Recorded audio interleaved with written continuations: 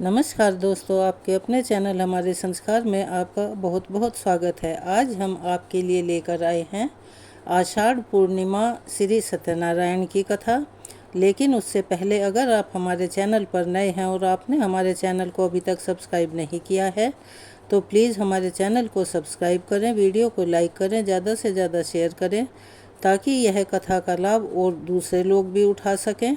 Bell icon को दबाना ना भूलें ताकि हमारी आगे आने वाली वीडियो की जानकारी आपको नोटिफिकेशन के ज़रिए मिल जाया करे।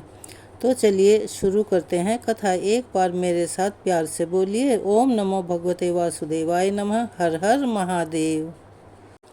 हमारे हिंदू धर्म और सनातन धर्म के अनुसार श्री सत्यनारायण भगवान की पूजा को एक महत्वपूर्ण पूजा माना जाता है। स्कंद पुराण में भी श्री सत्यनारायण व्रत कथा का उल्लेख किया गया है। सत्यनारायण व्रत कथा में यह कहा गया है कि जो भी कोई सत्यनारायण व्रत कथा कहता है, सुनता है अथवा दूसरों को सुनाता है, भगवान उसकी सभी मनोकामनाएं पूर्ण करते हैं। सनातन धर्म में विशेष अवसरों पर जैसे कि मासिक पूर्णिमा, गुरुवार, मासिक संक्रांति के दिन श्री सत्यनारायण भगवान की कथा का श्रवण और पठन अवश्य ही करना चाहिए। सत्यनिष्ठा और श्रद्धा भक्ति के साथ जो कोई भी सत्यनारायण कथा का पाठ करता है, सुनता है अथवा दूसरों को सुनाता है, भगवान श्री हरि और सत्यनारायण भगवान उनकी रक्षा करते हैं, मनोकामनाओं को पूरा करते हैं। शास्त्रों में इस कथा का ऐसे उल्लेख किया गया है और उसके महत्व को बताते हुए कहा गया है, इस कथा को करने से व्यक्ति को 1000 यज्ञ करने के बराबर पुण्य मिलता है। इस व्रत में भगवान विष्णु के सत्य स्वरूप की कथा बताई गई है। ऐसा कहा गया है कि सत्यनारायण व्रत को करने से जीवन में सुख, समृद्धि और संतोष की प्राप्ति होती है। घर में अन्न धन के भंडार हमेशा भरे रहते हैं। सभी प्रकार के दुख, दारिद्र्य दुख दूर होते हैं। कथा के अनुसार 2 बातों का विशेष रूप से ध्यान देना चाहिए। पहला, किए गए संकल्प को कभी भी नहीं भूलना चाहिए। दूसरा, सत्यनारायण भगवान की कथा सुनने के बाद भगवान का प्रसाद लेकर ही जाना चाहिए, कथा के बीच में से उठकर नहीं जाना चाहिए। तो चलिए अब सुनाते हैं श्री सत्यनारायण भगवान की कथा। विघ्नहर्ता गौरीपुत्र गणेश का नाम लेकर कथा का शुभारंभ करते हैं। तो चलिए प्रेम से बोलिए, विघ्नहर्ता भगवान श्री गणेश की जय, सत्यनारायण भगवान की जय, विष्णु भगवान की जय। एक समय नैमिषारण्य तीर्थ में शौनकादि सभी ऋषियों और मुनियों ने पुराण शास्त्र के वेता श्री सूत जी महाराज से पूछा, महामुनि किस व्रत अथवा तपस्या से मनोवांछित फल प्राप्त होता है, उसे हम सब सुनना चाहते हैं। श्री सूत जी बोले, इसी प्रकार देव ऋषि नारद जी के द्वारा भी पूछे जाने पर भगवान श्री कमलापति जी ने उनसे जैसा कहा था, मैं आपसे वैसा ही कह रहा हूँ। आप लोग सावधान होकर सुनिए। एक समय योगी नारद जी लोगों के कल्याण की कामना से विविध लोकों में भ्रमण करते हुए पृथ्वीलोक में आए और यहाँ उन्होंने अपने कर्म फल के अनुसार नाना योनियों में उत्पन्न सभी प्राणियों को अनेक प्रकार के दुख और क्लेश भोगते हुए देखा तथा किस उपाय से इनके दुखों का निवारण हो, ऐसा सोचकर वे विष्णुलोक को गए। वहाँ 4 भुजाओं वाले शंख, चक्र, गदा, पद्म और वनमाला से विभूषित शुक्ल वर्ण भगवान श्री नारायण जी के दर्शन कर उन देवाधिदेव की वे स्तुति करने लगे। देव ऋषि नारद बोले, हे वाणी और मन से परे स्वरूप वाले, अनंत शक्ति संपन्न, आदि मध्य और अंत से रहित, निर्गुण और सकल कल्याणमयी, भक्तों की पीड़ा नष्ट करने वाले परमात्मा, आपको मेरा नमस्कार है। स्तुति सुनने के पश्चात भगवान श्री हरि ने देव ऋषि नारद से कहा, महाभाग, यहाँ किस काम से आए हैं, आपके मन में क्या है। तब देव ऋषि नारद कहने लगे, हे भगवान, पृथ्वीलोक में अपने पाप कर्मों के द्वारा विभिन्न योनियों में उत्पन्न सभी लोग बहुत प्रकार के क्लेश से दुखी हो रहे हैं। हे प्रभु, किस ऐसे छोटे से उपाय से उनके कष्टों का निवारण हो सकेगा।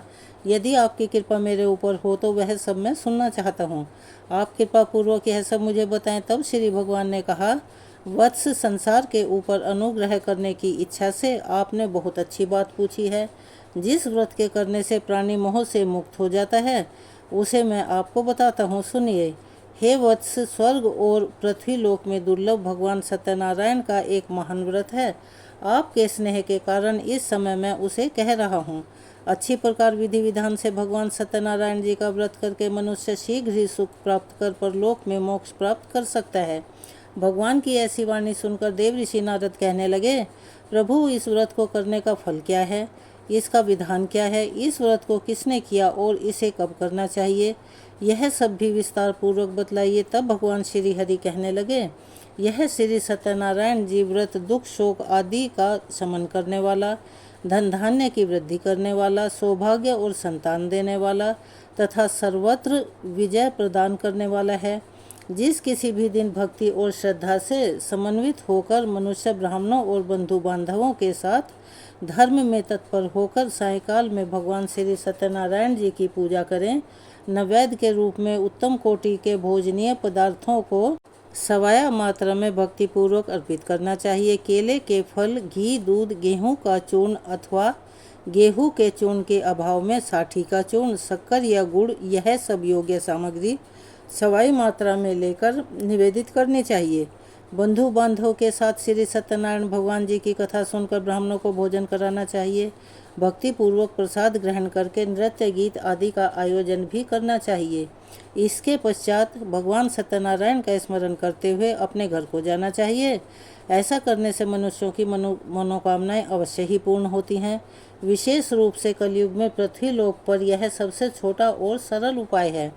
दूसरा उपाय श्री सूत जी ने कहा, हे ऋषियों, जिन्होंने पहले समय में इस व्रत को किया है उसका इतिहास भी बताता हूँ, आप सब ध्यानपूर्वक सुने। सुंदर काशीपुरी नगरी में एक अत्यंत ही निर्धन ब्राह्मण रहता था। वह ब्राह्मण भूख और प्यास से बेचैन होकर पृथ्वी पर घूमता रहता था। ब्राह्मणों से प्रेम करने वाले श्री विष्णु जी ब्राह्मण को देखकर एक दिन बूढ़े ब्राह्मण का रूप धारण कर ब्राह्मण के पास आकर आदर के साथ पूछने लगे, हे विप्रवर, तुम नित्य ही दुखी होकर पृथ्वी पर क्यों घूमते हो? तब उस ब्राह्मण ने कहा, मैं भिक्षा के लिए पृथ्वी पर विचरता हूँ। हे भगवान, यदि आप इससे छुटकारा पाने का कोई उपाय जानते हो तो कृपया कर मुझे बताएं। वृद्ध ब्राह्मण का रूप धारण किए श्री विष्णु जी ने कहा, हे ब्राह्मण, श्री सत्यनारायण भगवान मनवांछित फलों को देने वाले हैं, इसीलिए तुम उनका पूजन करो। इससे मनुष्य सब दुखों से मुक्त हो जाता है।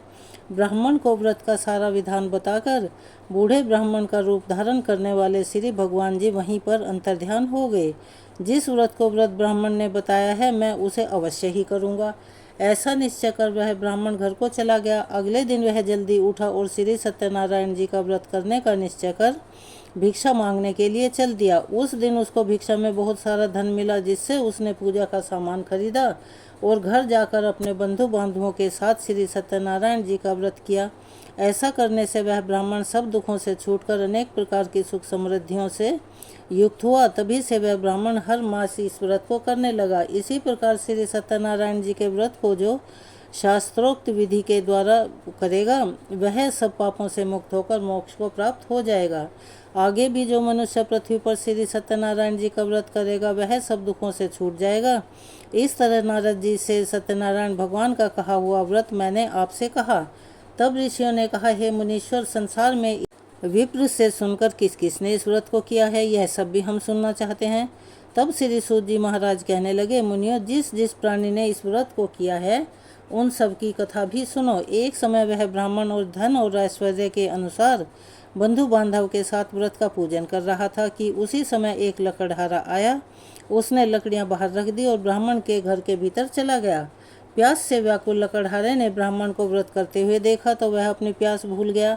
उसने ब्राह्मण को नमस्कार किया और पूछा, हे ब्राह्मण देवता, आप यह किसका पूजन कर रहे हैं? इस व्रत को करने से क्या फल मिलता है, कृपया कर मुझे भी बताएं। तब ब्राह्मण ने कहा, सब मनोकामनाओं को पूर्ण करने वाला यह श्री सत्यनारायण जी का व्रत है। इनकी ही कृपा से मेरे यहाँ धन धान्य आदि की वृद्धि हुई है। विप्र से इस व्रत के बारे में जानकर वह लकड़हारा बहुत प्रसन्न हुआ। भगवान का चरणामृत लेकर और भोजन करने के बाद वह अपने घर को चला गया। अगले दिन लकड़हारे ने अपने मन में निश्चय किया कि आज गांव में लकड़ी बेचने से जो भी धन मिलेगा मैं उसी से भगवान सत्यनारायण का उत्तम व्रत करूंगा। ऐसा मन में विचार कर वह लकड़हारा लकड़ियां लेकर अपने सिर पर रखकर जिस नगर में धनवान लोग रहते थे वहां चला गया। उस दिन लकड़हारे को लकड़ियों के बदले चौगुना दाम मिले। अब वह बूढ़ा लकड़हारा बहुत प्रसन्न होकर पके केले, शक्कर, शहद, घी, दूध, दही और गेहूं का चूर्ण इत्यादि श्री सत्यनारायण भगवान के व्रत की सभी सामग्रियां लेकर अपने घर आ गया। फिर उसने अपने बंधु बांधवों को बुलाकर विधि विधान के साथ भगवान की पूजा की और व्रत किया। उस व्रत के प्रभाव से वह बूढ़ा लकड़हारा धन, पुत्र आदि से युक्त हुआ और संसार के समस्त सुख भोग कर वैकुंठ को चला गया। अब तीसरा अध्याय।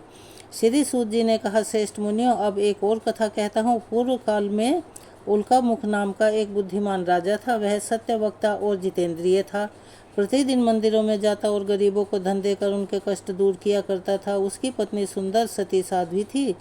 भद्रशिला नदी के तट पर उन दोनों ने श्री सत्यनारायण भगवान जी का व्रत किया। साधु नामक एक वैश्य राजा को व्रत करते देखकर उनसे पूछने लगा, हे राजन, भक्ति युक्त मन से आप यह क्या कर रहे हैं? मेरी सुनने की इच्छा है।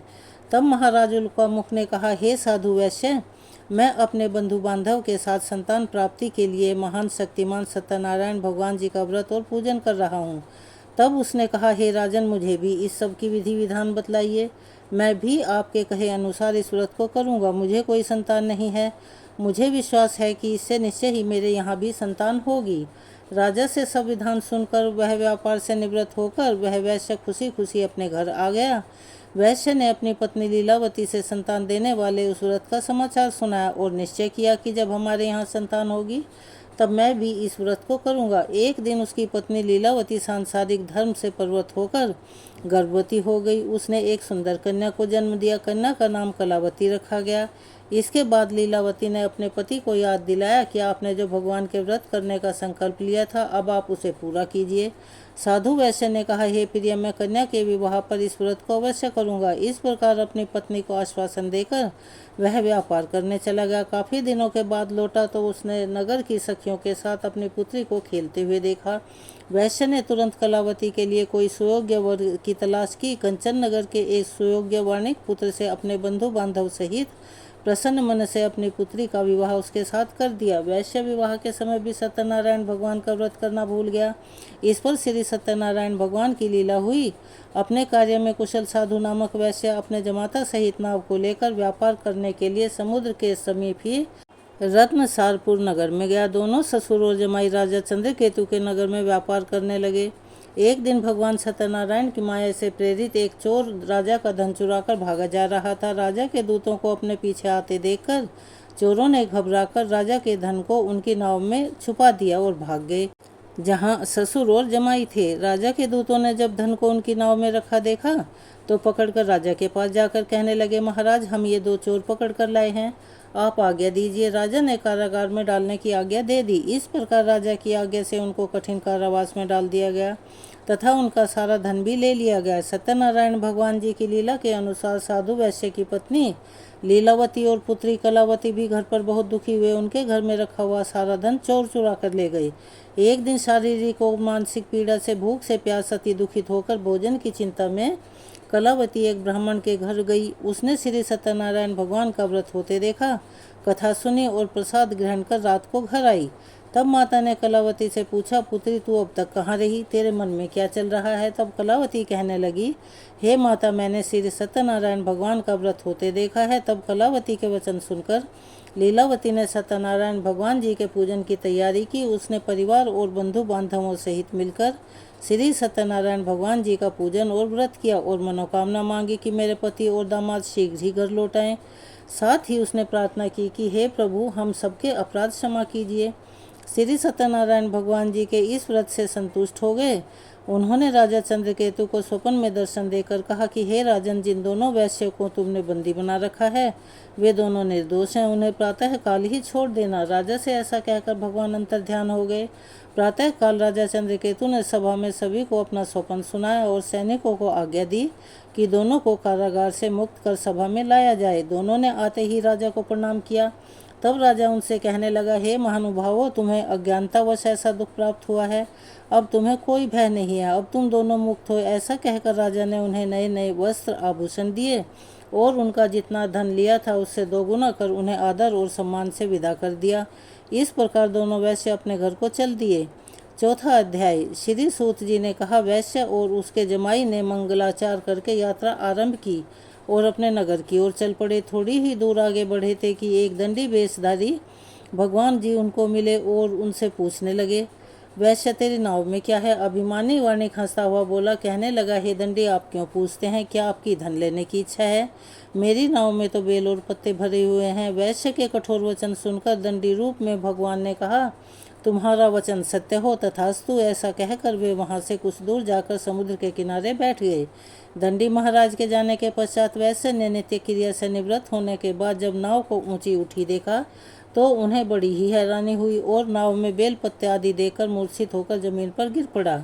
होश आने पर अत्यंत शोक प्रकट करने लगा। तब उसके जमाई ने कहा, पिताजी आप शोक न करें, यह दंडी महाराज का ही श्राप है, अतः उनकी ही शरण में हमें चलना चाहिए, तभी हमारी मनोकामना पूरी हो सकेगी। जमाई के ऐसे वचन सुनकर दंडी महाराज के पास पहुँचे और भक्ति भाव से उन्हें प्रणाम करके कहने लगे, हे प्रभु, मैंने जो आपसे असत्य वचन कहे थे उनके लिए मुझे क्षमा कर दीजिए। ऐसा कहकर वैश्य रोने लगा। तब दंडी भगवान बोले, हे वाणिक पुत्र, मेरी आज्ञा से ही तुझे बार बार दारुण दुख प्राप्त हो रहे हैं, क्योंकि तू मेरी पूजा से विमुख हुआ है। तब उसने कहा, भगवान, आप माया से प्रेरित होकर ब्रह्म आदि देव भी आपके रूप को नहीं जान पाए, तो मैं अज्ञानी कैसे जान सकता हूँ। कृपया आप मेरी प्रार्थना स्वीकार कीजिए और नौका को पहले की तरह ही धन से भर दीजिए। आपकी अपनी सामर्थ्य के अनुसार पूजा अर्चना करूँगा। ऐसा सुनकर सत्यनारायण भगवान प्रसन्न हो गए और उसकी इच्छा अनुसार वरदान देकर अंतर्ध्यान हो गए। तब ससुर और जमाई दोनों ने नाव के पास आकर देखा कि नाव तो धन से भरी हुई थी। फिर वह भगवान सत्यनारायण जी का पूजन कर अपने जमाई सहित अपने नगर की ओर चल पड़ा।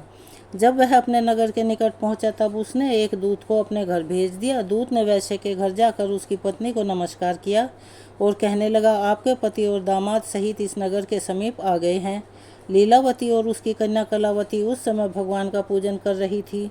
दूत का वचन सुनकर साधु की पत्नी ने बड़े हर्ष के साथ सत्यदेव का पूजन पूर्ण किया और अपनी पुत्री से कहने लगी, मैं अपने पति के दर्शन को जाती हूँ, तू भी पूजा समाप्त करके शीघ्र आ जाना। परंतु कलावती पूजन और प्रसाद छोड़कर जल्दी जल्दी अपने पति के दर्शन करने के लिए चली गई, परंतु उसको अपने पति के दर्शन प्राप्त ही नहीं हुए। नौका को डूबा हुआ और कन्या को रोती हुई देखकर वैश्य दुखी होकर कहने लगा, प्रभु, मुझसे या मेरे परिवार से जो भी भूल हुई है उसे क्षमा कीजिए। इस प्रकार वह रोने लगा और उसके दीन वचन सुनकर सत्यनारायण भगवान फिर से प्रसन्न हो गए। तभी आकाशवाणी हुई, हे वैश्य, तेरी कन्या प्रसाद छोड़कर आई है, इसका पति इसी कारण अदृश्य हो गया है। अब यदि तेरी कन्या घर जाकर प्रसाद खाकर लौटे तो इसका पति इसे अवश्य ही मिल जाएगा।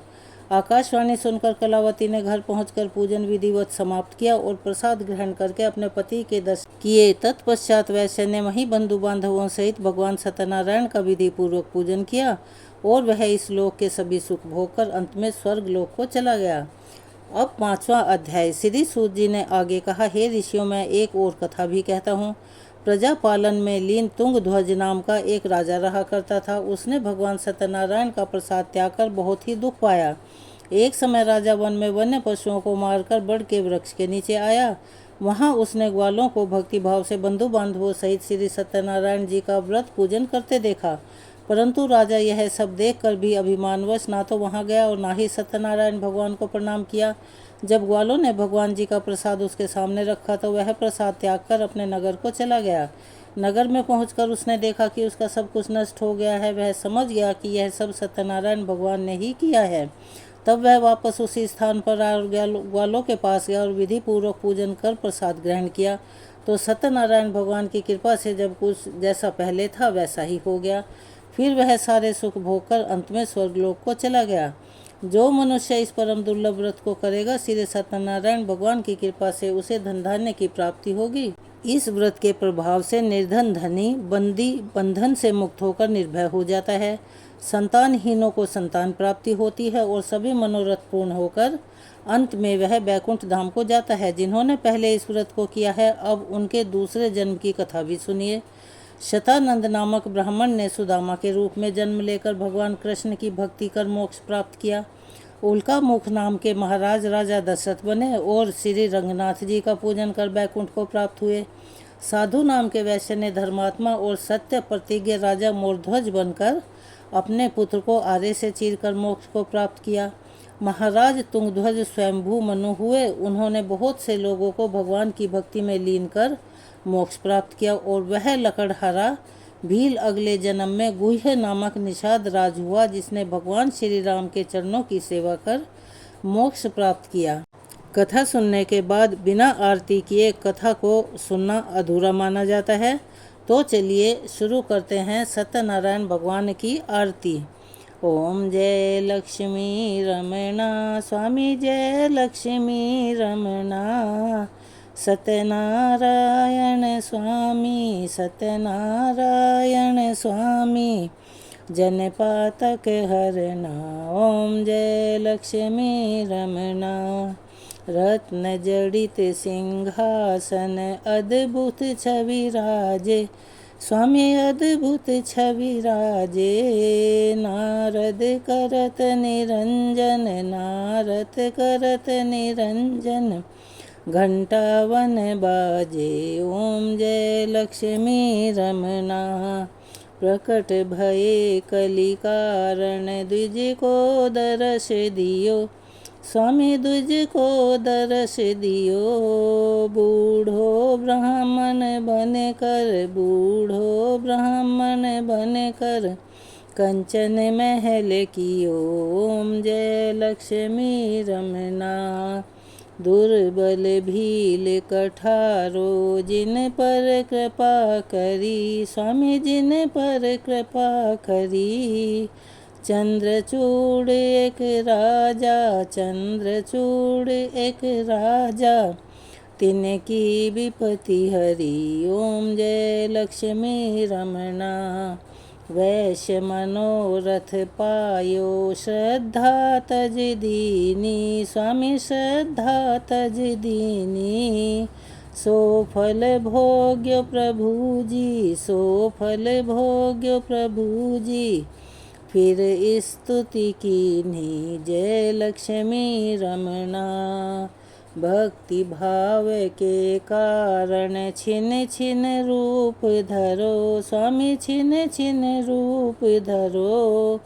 श्रद्धा धारण कीन्ही श्रद्धा धारण कीन्ही तिनको काज सरो ओम जय लक्ष्मी रमणा ग्वाल बाल संग राजा बन में भक्ति करी स्वामी बन में भक्ति करी मन वांछित फल दीन्हो मन वांछित फल दीन्हो दीन दयालु हरि ओम जय लक्ष्मी रमणा चढ़त प्रसाद सवायो कदली फल मेवा स्वामी कदली फल मेवा धूप दीप तुलसी से धूप दीप तुलसी से राजी सतदेवा ओम जय लक्ष्मी रमणा